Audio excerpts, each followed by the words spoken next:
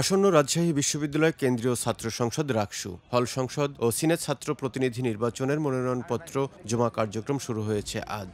সকাল 10টা থেকে রাকসুর কোষাধ্যক্ষের কার্যালয়ে মনোনয়নপত্র জমা গ্রহণ শুরু হয়ে বিকাল 5টা পর্যন্ত চলে এই কার্যক্রম। কেন্দ্রীয় 23টি পদে ইতিমধ্যে 466 জন প্রার্থী ও সিনেটে 84 জন প্রার্থী মনোনয়নপত্র সংগ্রহ করেছেন বলে জানিয়েছেন প্রধান নির্বাচন কমিশনার অধ্যাপক এফ নজরুল ইসলাম। তবে হল সংসদের সঠিক তথ্য এখনো পাওয়া যায়নি। মনোনয়নপত্র বিতরণের সময় বাড়ানোর প্রসঙ্গে প্রধান নির্বাচন কমিশনার বলেন, নির্বাচনে সবার অংশগ্রহণ নিশ্চিত করতে আমরা কয়েক দফায় সময় বাড়িয়েছিলাম, তবে আজই শেষ দিন, আর সময় বাড়ানোর সুযোগ নেই।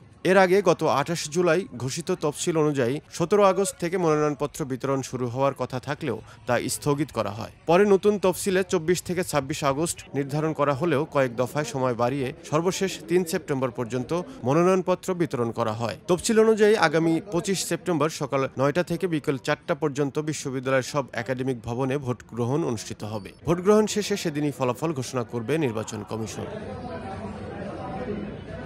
যে মতের ভিন্নতা ছিল সেই ভিন্নতার একটা সুষ্ঠু সমাধান হয়েছে। সমাধানের ফলে নির্বাচনটা আবার সুষ্ঠু পরিবেশের আগের পর্যায়ে ফিরে এসেছে। তাই আমরা অবশ্যই চাইবো যে 25 তারিখে যে তফসিল অনুযায়ী নির্বাচনের ডেট দেওয়া হয়েছে সেই 25 তারিখে যেন রাষ্ট্র নির্বাচন অনুষ্ঠিত হয়।